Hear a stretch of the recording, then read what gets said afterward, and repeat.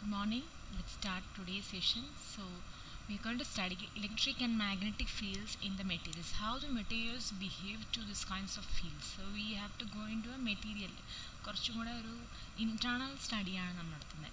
So, materials are broadly classified as insulators, conductors and semiconductors. So, if you take any materials, it consists of electrons, right? So, basically it consists of an atom, that is with nucleus and electrons are there. Sometimes in certain materials electrons are freely available, whereas in some materials electrons are tightly bound. So we have studied that this is the condition for a conduction band. See, the valence band and conduction band are very close to each other, so that valence electron can easily jump onto conduction band and execute the conduction process. Conduction process, that is, the flow of current is exclusively due to the movement of electrons, which helps in conduction. Then, whereas in insulators, you can see that there is a good amount of gap between the valence band and conduction band. So we need more energy to push an electron from valence band towards the conduction band. And between these two things, we have semiconductors, whereas the band gap is between an insulator and conductor, where we need thermal agitations to move electrons from valence band to conductors, right? So we'll see how all these things, we are dealing this thing and this thing, that is insulators, or we call it as dielectric, and conductor behavior towards various fields. So this is what you have studied. The outer electrons are firmly bound in insulators. Then outer electrons are free to move in conductors. Then number of electrons that can freely move through the material increases with temperature in case of semiconductors, right? That's the explanation which I've already given. Let's see first a conductor. Assume that I'm having a conductor material like this, and I'm passing electric field in this direction, in this material. So what happens? Electric field is nothing but our potential is applied, because our equation for potential difference is E into length, right? So electric field application means we are actually giving a potential difference between the 2 points of a conductor. That's it. So if I am giving a potential difference like that, what happens? In this conductor we have positive and negative charges. It will align over here, comes to this direction inside it, and over here it will align in this direction. So effectively, when you take this conductor, you have certain positive ions over here as well as certain negative ions over here. So this is how it occurs. So we can say that electric field inside a conductor will become zero. So this is how it looks like. So suppose that we bring a plus charge near to a conductor like this. This is the plus charge which is placed near to the conductor. This is the conductor I am talking about. Conductor. For a very short moment there will be electric field inside the conductor. However, this field will act on and move the electrons which are free to move about. So lots of free electrons are there in conductor. That's why it's said so.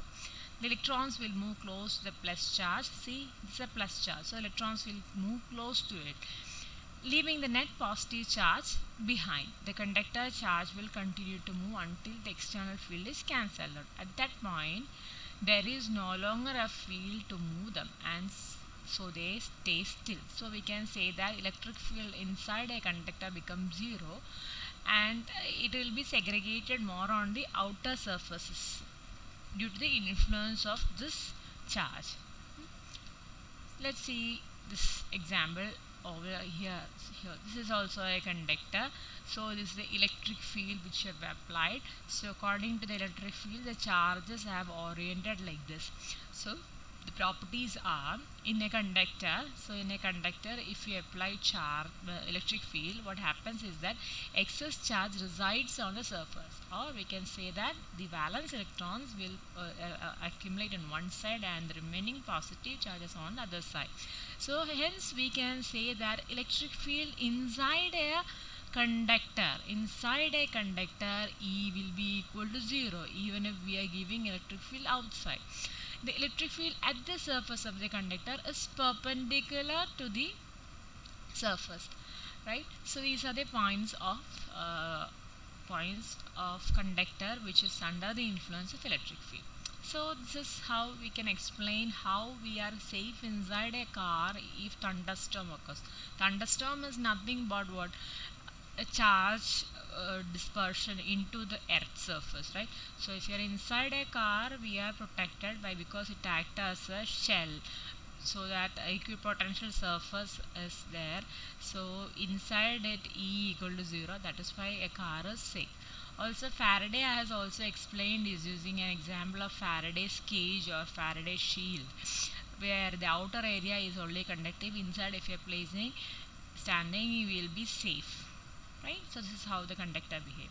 Let's move on to dielectric. We are not bothered about semiconductor now, because we are more talking about capacitors and all. That's why dielectric is more concerned. So electric field application in dielectric. So dielectric is a material which possesses what? You can see that if you have a valence band over here, the conduction band will be at a big distance. That's band gap is too high. So that means no free electrons are there. No free electrons are there. So what happens? Even if there is no free electrons, there will be a phenomenon known as dielectric polarization which occur inside a dielectric material. That is, example, I'll tell you how it occurs. So we can say that, so this is the nucleus, and around the nucleus, I'm talking about an atom. So around the nucleus is positive in nature. Around the nucleus we have electron cloud around it. So it will be normally looking like this. But when we apply an electric field, what happens is that there will be an orientation change, that positive charge and negative charge. So there is an orientation change. From there equilibrium positions occurs. That is known as polarization. Polarization means it's moving, it's slightly squeeze ചെയ്ത ഒരു situation ഉണ്ടാവുകയാണ് ചെയ്യുന്നത്. അതായത് this is example of a capacitor. Two plates are there, so lots of molecules are there, no field is applied. We are going to apply electric field. So see how they are aligned. These are positive plates. We have applied a positive, we have given something like this, positive charge and negative charge like this. So positive, what will get attracted? Negative. So negative, positive, likewise it will get aligned. This is what we know as polarization. And since this is a dielectric material, this is conductor, this is dielectric material, so this polarization occurs inside a dielectric. It is known as dielectric polarization. Then two aspects of polarization are there. One is macroscopic, when you look outside, that is macroscopic. Microscopic means when you look inside, right? So this is again a capacitor, two metallic plates, supply is given, vacuum is there. So this is how the ions getting polarized, not much polarization. Whereas dielectric we are using and we are giving apply. So dielectric, you can see they are more aligned to the positive charges, negatives are aligned. So this is macroscopic, when you look outside. Then next we are going to have internally these molecules, each and every molecule, how it behaves, that we are going to study next. So certain equations are there. D naught is equal to epsilon. We know that is E is electric field, D is electric flux density, and this is for vacuum, right? Then this is if you take any dielectric, you have epsilon r, relative permittivity you have. So epsilon 0, epsilon r into E. Then what does P stands for? P is nothing but polarization, which is D minus D naught. Substitute D, that is epsilon 0, epsilon r E minus epsilon 0 E. So epsilon 0 take outside, epsilon r minus 1 into E. And this term is known as psi E. Right? This is also known as electric susceptibility. It's very important. Equal to epsilon r minus 1. This is macroscopic polarization. Let's move on to microscopic polarization. Here we are talking about a molecule or a dipole we are talking about. So dipole means what? Two charges. If you have plus q and minus q, which is separated by a distance d, This is known as dipole. This is one pole, this is another pole. So 2 poles means dipole. They are having a distance d. So this is an oxygen molecule, O2 molecule, O2, oxygen O2 molecule, right? So in that O2 molecule, no polarization. It's looking like this. But when you apply an electric field, it will get polarized like this. Then so this kind of polarization is known as induced dipole. This kind of dipole is known as induced dipole. Then when you take water molecule, that is H2O, it will be like OH, H, 2 covalent bonds over here, covalent bonds over here. This is how it ordinarily looked like. So if it already does have a dipole, which is known as permanent dipole. As an example is water molecule.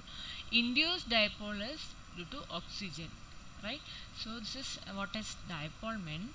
Then dipole moment, P is defined as the product of magnitude of charge Q and the distance separating the positive and negative charge. So this is what we have explained, plus Q minus Q, which is at a displacement D. So dipole moment P will be equal to Q into D. That's it. So that is dipole moment. So this is no net dipole moment. This is CO2. So this moment and this moment get cancels out. But here we have a net dipole moment. It is nothing but H2O. Let's move on to electric polarization. Polarization is what? Alignment of dipole moments. How these charges get aligned. H oxygen over here, 2 hydrogen molecule over here, like that, how it get aligned. That's what polarization is meant for. So it can be classified into electronic, ionic and dipolar or orientational polarization. First one is electronic polarization. Electronic polarization is nothing but, as we have already explained, this is the nucleus, positive in nature. This is the electron cloud, negative in nature. So when no electric field is applied, so it will look clearly in a symmetrical manner. When an electric field is applied, the charges will get there is a slight squeezing occurs. That is, positive charge will move over here and cloud will be like this. Even if there is cloud around, but there is a slight change in the shape of this atom. So shifting of center of electrons is shifting. This is what is about electronic polarization.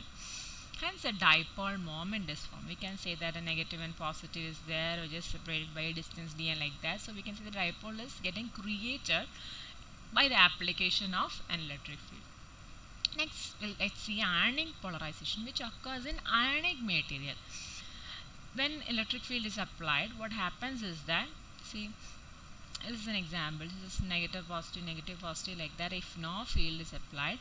But if we apply a field, the distance between two poles, negative and positive, see over here, if it is x and if it is y, the distance is y, we can say that y is less than x. That is, distance between these two things is getting reduced. Two ions are getting reduced. Right? Here this polarization is independent of temperature. This is known as ionic polarization. Next is dipolar or orientation polarization. Due to thermal equilibrium of molecules in normal state, dipoles are randomly aligned. See over here, this is in randomly without any application of electric field. This is a molecule, water molecule I would say. So this is aligned in this direction. By the application of dipole, it will get rotated to some angle, say like this much angle, and have aligned like this. This is known as dipolar or orientation polarization. In conclusion, I would say in electronic polarization actually a squeezing occurs, so positive negative within that molecular level. In atomic polarization, the distance between these two things will get altered. So this is smaller, this is larger. Then in orientation polarization, there will be a change in the orientation, direction of field occurs inside. So that's all about